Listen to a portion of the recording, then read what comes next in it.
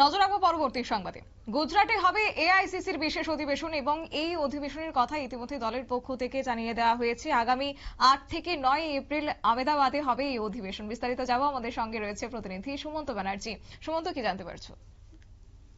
একদমই তাই। দেখো, যে এআইসিসির যে অধিবেশন, সেই অধিবেশন নিয়ে অনেকদিন ধরেই আলোচনা চলছিল দলের মধ্যে। অবশেষে কিন্তু সেটা জানিয়ে দেওয়া হলো যে গুজরাটে এআইসিসির এই বিশেষ অধিবেশন বসতে চলেছে আগামী 8 এবং 9 এপ্রিল। রবিবার কংগ্রেসের মহাসচিব কেসি বেণুগোপাল এআইসিসির তরফে এক বিবৃতি দিয়ে একথা জানিয়ে দিয়েছেন এবং সেখানে জানানো হয়েছে যে আহমেদাবাদ শহরে এই অধিবেশন বসতে চলেছে 8 এবং 9 এপ্রিল। সারা দেশ থেকে এআইসিসির সব প্রতিনিধিকেই এই বিশেষ অধিবেশনে ডাকা হবে বলে জানানো হয়েছে এবং এই দিনে যে বিষয়গুলো মূলত আলোচনা হবে তা হলো মোদী সরকারের জনবিরোধী নীতি, সংবিধানের ওপর বিজেপির লাগাতার হামলা এবং এইসব আলোচনার পাশাপাশি এআইসিসির ভবিষ্যৎ যে কর্মসূচি সেগুলো কিন্তু ঠিক করা হবে এই অধিবেশন থেকেই।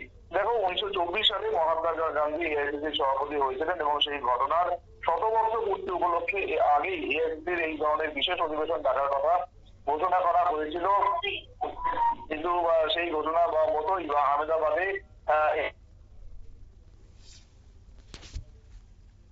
আমাদের যোগাযোগ বিচ্ছিন্ন হচ্ছে, তবে আমরা যোগাযোগ করার চেষ্টা করছি। তবে জানিয়ে রাখি যে কার্যত কংগ্রেসের পক্ষ থেকে এই বিষয়ে জানানো হচ্ছে আগামী 8 এবং 9 এপ্রিল কার্যত গুজরাটের আহমেদাবাদে অনুষ্ঠিত হবে এই তাদের বিশেষ আলোচনা এবং একই সঙ্গে রবিবার কংগ্রেস ঘোষণা করেছে যে 8 এবং 9 এপ্রিল গুজরাটের আহমেদাবাদে তাদের এআইসিসির অধিবেশন করবে। বিস্তারিত যাবো, আমাদের সঙ্গে যুক্ত হয়ে গেছে আবারও প্রতিনিধি সুমন্ত ব্যানার্জি। সুমন্ত, যেমনটা বলছিলে।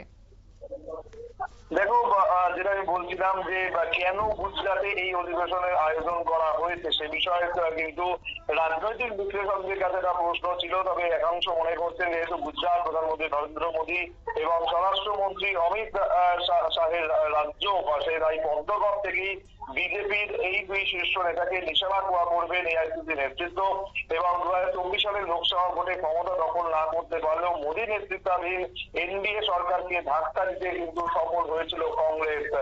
99টি লোকসভা আসন জিতে 10 বছর পর প্রধান বিরোধী দলের তকমা পেয়েছে তারা এবং বিরোধী দলনেতা সেখানে রাহুল গান্ধী আমরা জানি। তবে লোকসভা ভোটের যে ক্ষতের দিকে সফল হয়েছে বিজেপি, কারণ যে মহারাষ্ট্রের লোকসভা ভোটে ধরাশায়ী হয়েছিল বিজেপি, সেখানেই কংগ্রেস, শিবসেনা, উদ্ধব ঠাকরের শিবসেনা এবং শরদ পাওয়ারের যে এনসিপি তাদেরকে কোণঠাসা করে সেখানে বিধানসভা ভোটে ক্ষমতা দখল করেছে বিজেপি নেতৃত্বাধীন এনডিএ।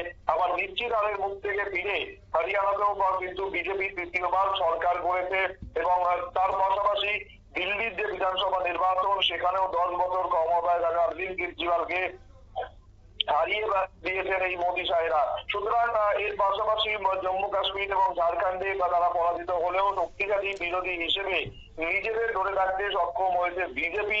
এই সমস্ত বিষয়গুলোই কিন্তু উঠে আসবে তাদের এই আলোচনায়। দেখো, চলতি বছর 26শে জানুয়ারি থেকে কংগ্রেস দেশ জুড়ে একটি জনসংযোগ কর্মসূচি করবে। আগামী বছর 26শে জানুয়ারি থেকে কিন্তু একটি জনসংযোগ কর্মসূচি করার কথা কংগ্রেসের এবং বেণুগোপাল যেটা জানিয়েছেন তা হলো যে এই কর্মসূচির নাম দেওয়া হয়েছে সংবিধান বাঁচাও রাষ্ট্রীয় পদযাত্রা। আর এই পদযাত্রা সব রাজ্যে আয়োজন করা হবে আগামী কয়েক মাসের মধ্যে। সুতরাং এই বিষয়টাও কিন্তু উঠে আসবে তাদের এই 8 এবং 9 এপ্রিলের যে বৈঠক অধিবেশন হতে চলেছে সেই অধিবেশন থেকে। সুতরাং সেই দিকে নজর থাকবে যে আগামী দিনে কংগ্রেসের কার্যসূচি ঠিক কি হতে চলেছে। শতাব্দী, ধন্যবাদ সুমন্ত। অর্থাৎ ইতিমধ্যে যে খবর পাওয়া গেছে তাদের বিভিন্ন নীতি এবং একই সঙ্গে দলের ভবিষ্যৎ রোড ম্যাপ তৈরির চ্যালেঞ্জ নিয়ে তারা আলোচনায় বসবে এবং এক বিবৃতিতে কংগ্রেসের সাধারণ সম্পাদক কেসি বেণুগোপাল তিনি আজকে এই বিষয়ে জানিয়েছেন। এই নিচে ছোট্ট একটি বিজ্ঞাপন বিরতির সঙ্গে থাকুন।